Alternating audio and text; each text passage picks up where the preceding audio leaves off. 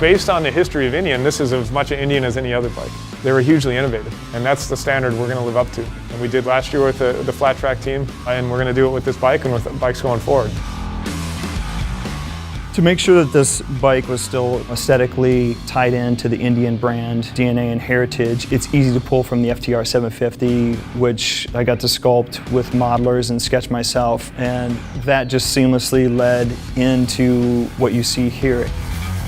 This is the first time that an American brand's built a truly competitive performance model. It's aggressive, it's powerful, it barks. We wanted to stay rooted in flat track racing, but make an amazing street bike that's great for day trips, for commuting, for anything you want to do with it. It has that character of an American V-twin. A lot of people did a lot of air miles, traveling all over the world to talk to customers and understand what they thought about the Indian brand and what they thought about these types of motorcycles and whether India can make a motorcycle like this. Our number one goal was to communicate the lines and the overall silhouette of our race motorcycle as closely as we could. The simplicity and elegance in developing a very subtle or very fast form. You have to keep it tight and as compact and efficient of a design as you can. Once you have 2D sketches, start doing the clay, start working with the industrial design to figure out what will work, taking it from 2D into 3-dimensional.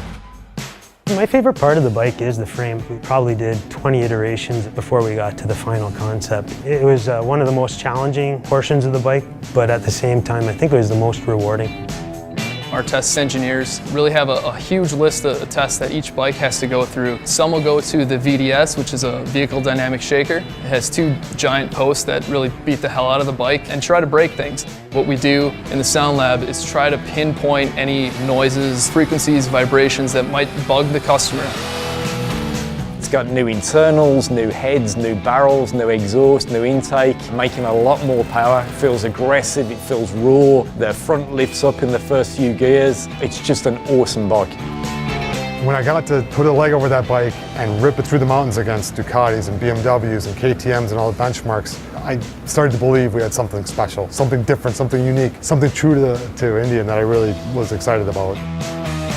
The performance value is there, the brand legacy is there, the quality is there, the power delivery is there, the ride and handling, everything that I'm looking for. This is one of my proudest moments, and it's a motorcycle I've been trying to design for 16 years.